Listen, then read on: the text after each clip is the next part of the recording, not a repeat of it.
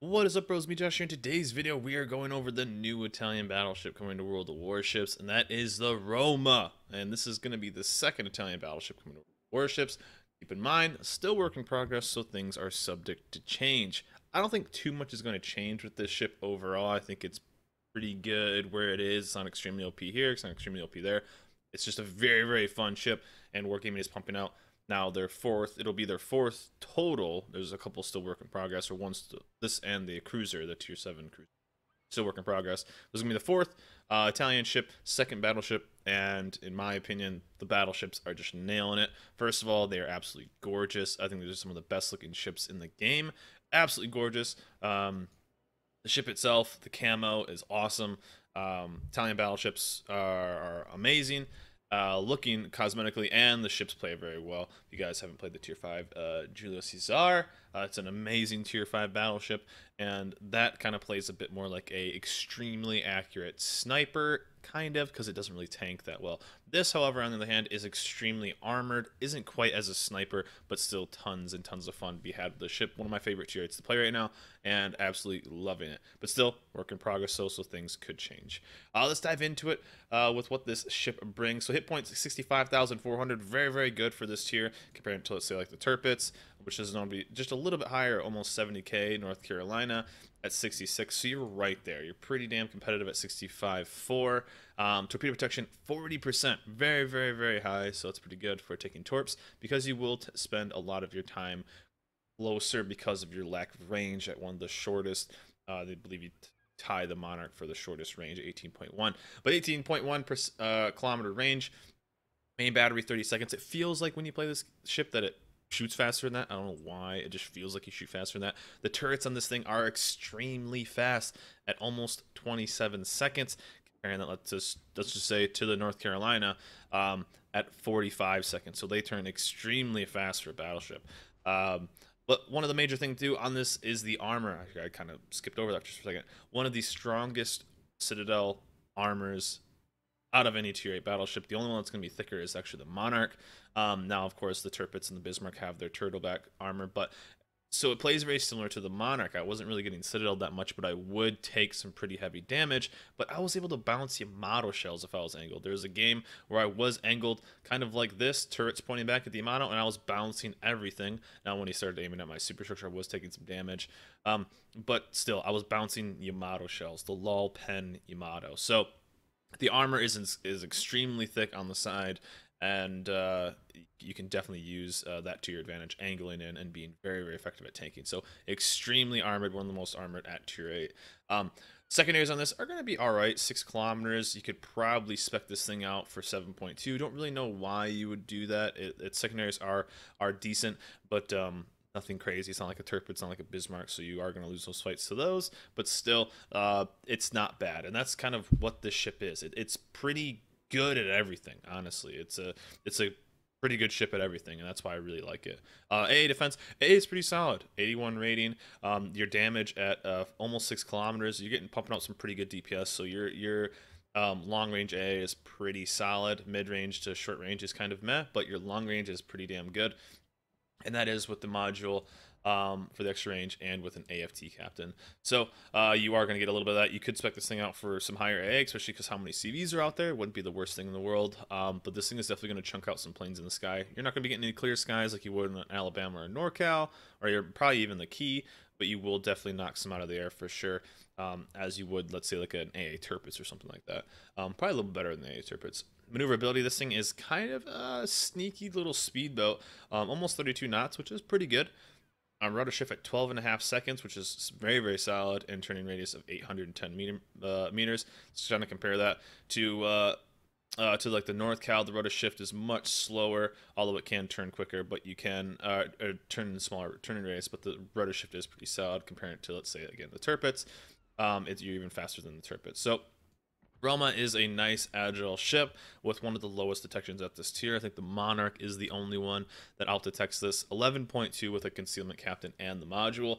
Let's just say feels bad for hippers, because if you go to a hipper and look at what the detection is on a hipper or an Eugen with that, yeah, you're going to be out detecting tier 8 cruisers. You know, the Chappie's almost there, barely. Yeah, sorry Hippers, sorry Oigans, a Roma is going to be able to sneak up on you. So there you go. You're very, very stealthy, a decent reload, good armor. You're going to definitely pump in some damage. You can sneak up on stuff and get a good broadside. I was doing that a little bit, kind of running these sneak attacks with the Roma, able to kind of sneak up on something, as with the Zhao and kind of high tiers, and then pump in a massive salvo and then get ready for the angle. So 11.2. So what this ship brings, good guns, good armor, good detectability, good AA, and really the only downsides are what it seems like. And when you look at the numbers, for me, range is kind of a little weak. It's one of the shortest, it's tied for the shortest at tier 8. And dispersion. This ship is very bipolar, it seems like. Hot and cold, whatever you want to call it. It seems like it would have a good salvo, and then it would be all over the place. And just it seems like some salvos would be like the Julio Cesar at tier 5, and then you'd get a salvo that was CBT Colorado. So hit and miss there.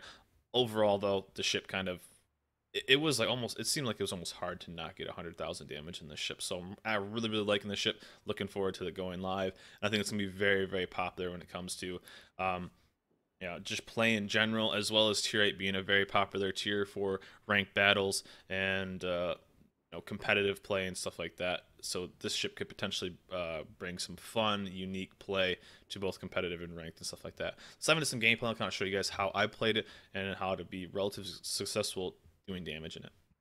So here we are in game with the Roma, and again, these ships are extremely good looking. I think this and the Julio Cesar at tier 5 are probably some of the best looking ships for their tier, and they continue. Even the cruisers, which I don't think are that good of ships overall, are both really good looking cruisers as well. So the Italians definitely are pumping out some of the better looking ships, in my opinion, in World of Warships. So we are on Two Brothers, and we are bottom tier, which happens, it happens, and most of the time, I think some battleships up tier pretty decently. The Narcals, I think, up tiered pretty decently, and this ship as well up tiers pretty decently. The main reason is because it's so, the detection is so low, and you're so stealthy. So, only downside is, of course, is you don't really have that good of range, so you are going to get absolutely outranged by almost everything. So, what am I doing? I'm using the island as much as I can and throw a nice little salvo in on one of the new Pan-Asian DDs and try to help out, because we have a double DD 2 of 3 on our side. So being a bottom tier,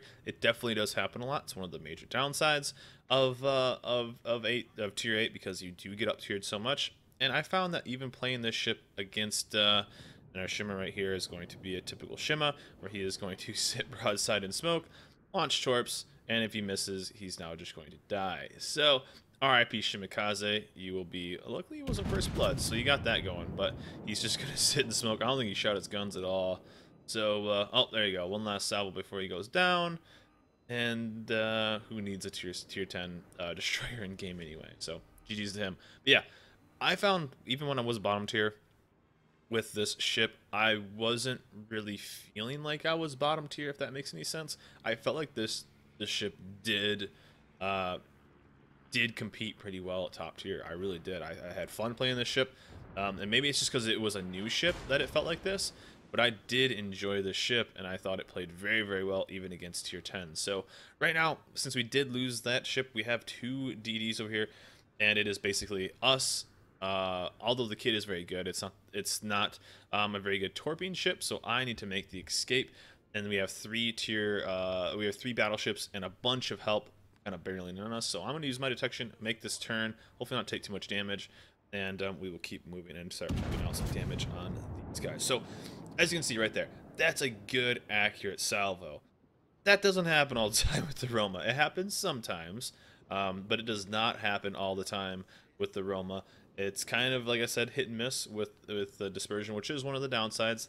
Again, lower range, and the dispersion feels like it's way bigger than it actually says it is, at 244 meters at max range. But still, the ship still can do massive damage if you just keep shooting. It's one of those ships, if you just keep shooting, you will get rewarded with some good dispersion. Again, like right there, that's a good salvo on a nice little broadside Neptune. So we're gonna pop a nice little 17k salvo into him.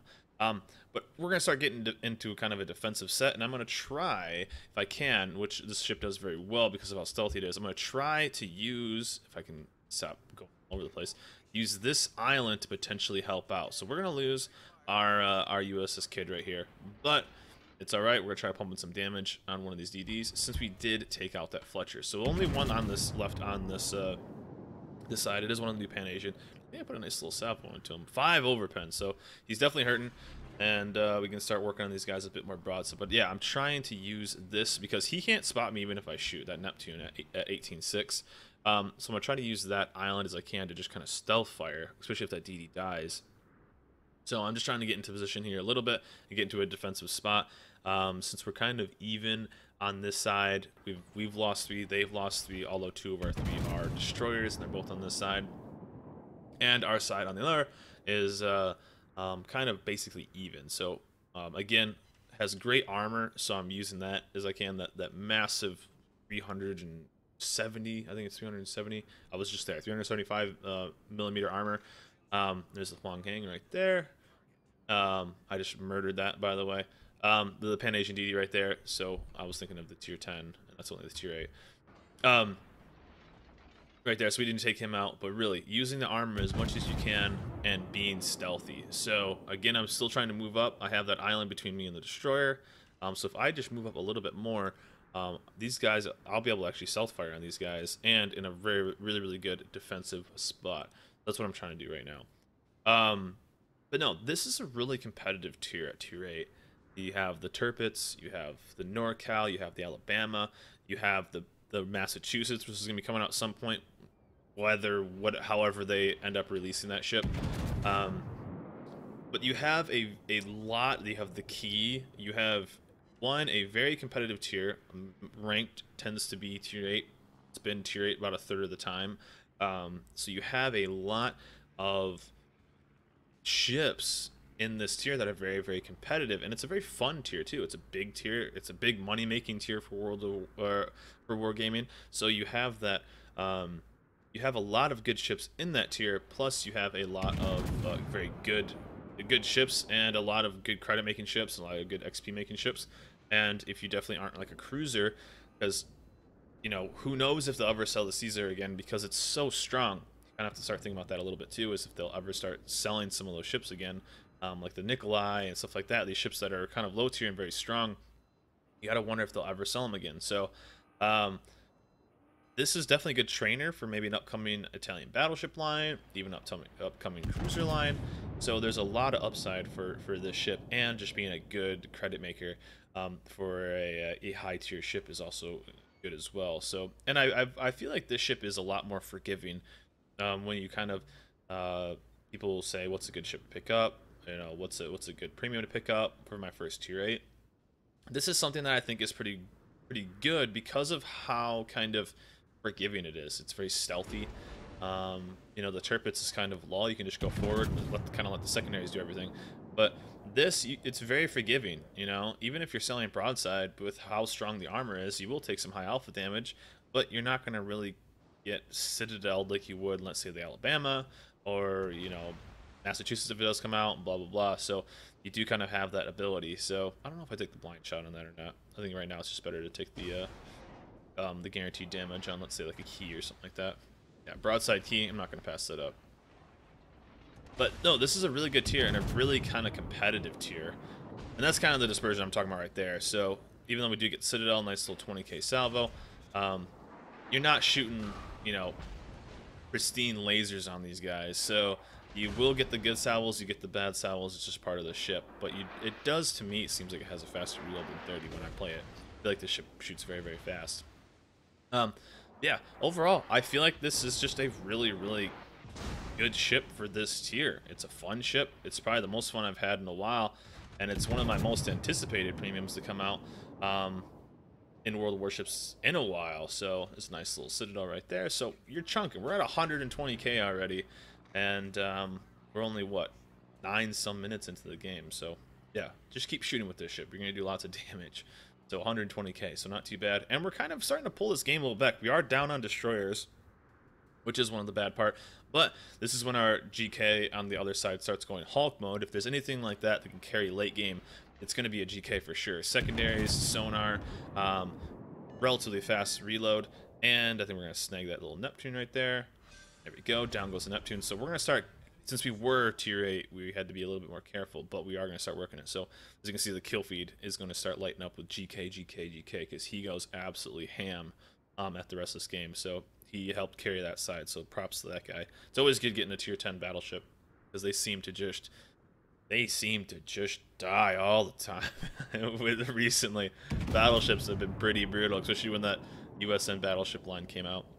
Not the line came out, but the latest mission for USN battleships. It was pretty brutal. So we're going to start pushing up, though, using that torpedo belt, which is really, really high percent, one of the highest at tier 8s, and using that detection, too, because if we know we go dark in between salvos, we can then start to do it. And right now, I thought potentially the DD was going to push cap.